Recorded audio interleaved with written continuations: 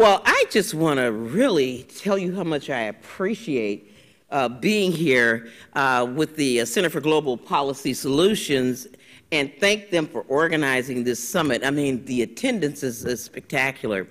And you've done it in cooperation with the Congressional Black Caucus, Congressional Hispanic Caucus, and Congressional Asian Pacific American Caucus, because this is such a burning issue for our members. And of course, Dr. Maya Rockeymoore, I want to thank her for her visionary leadership. It's great being here. We have a distinguished list of guests and panelists. I've been really impressed. I'm going to take some extra copies of this report with me, if you don't mind, if there are a few extras, because I think it's important to educate our constituency. I represent Milwaukee, Wisconsin, which is Chicago, Illinois is a little suburb of Milwaukee, Wisconsin, right on Lake Michigan.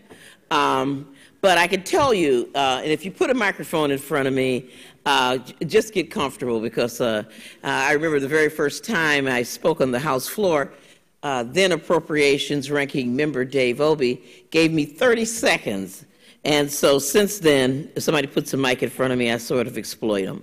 But I'm not going to keep you here all day. I just want to say, when we start talking about wealth creation among African Americans, Latinos, Asian Pacific American folk, we have to first talk about the insidious trap of poverty.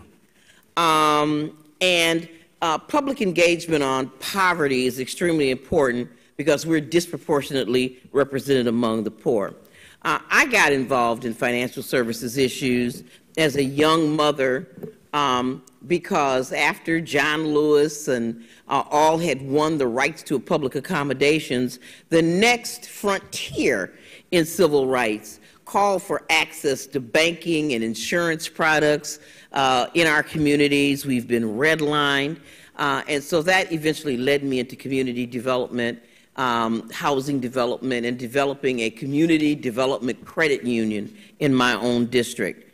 And I found myself working on financial services programs in the state legislature and now here in Congress.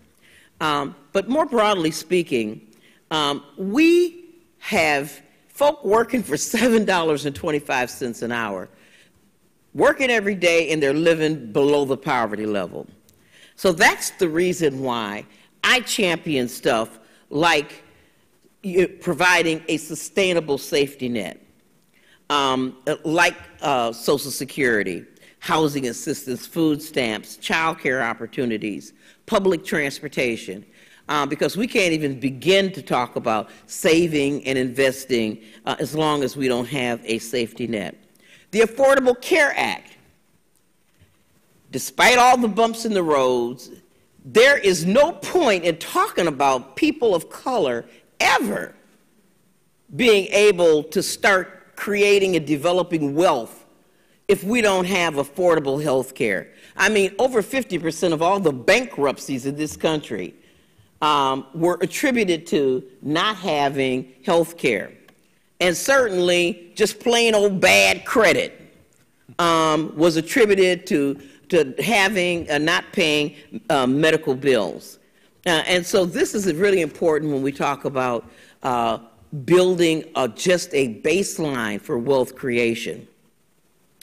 And certainly, an important thing starts right here, and that is education.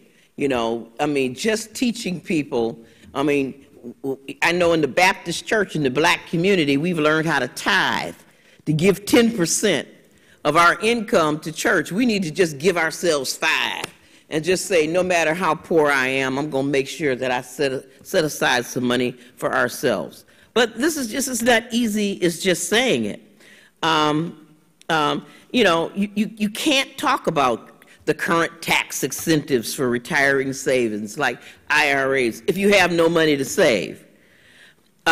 Many jobs that minorities have don't have life insurance and retirement benefits. Instead, we have payday loans and check cash in places and those kind of services in our community.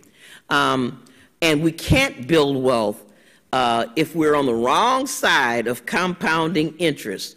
You know, some of those cars, I took my daughter once to get a car, and I was just supposed to be her ride. And I was just sitting there passively until they started talking to her about the 20% interest rate. And I was like, what?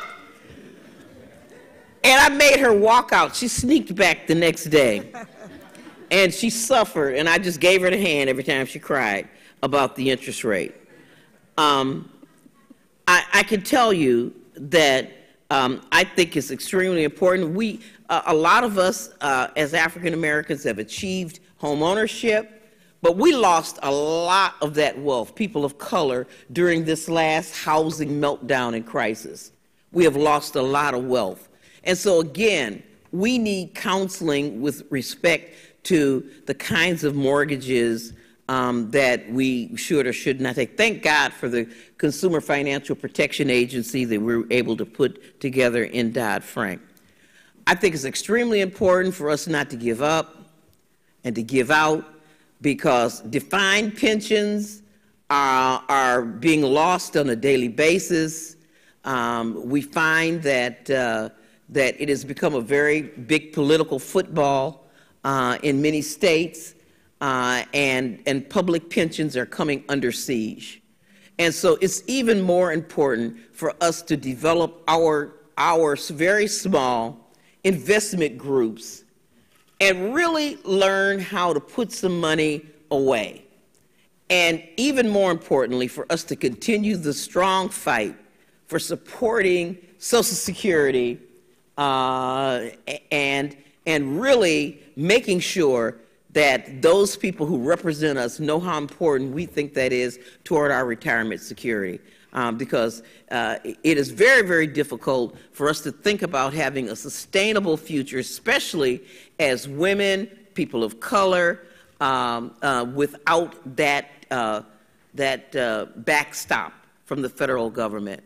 So thank you very much for having me. I'm about to catch an airplane, but I'm leaving you in very good hands here. Let me now, folks, introduce the panel. You're taking my job now. Thank you so much.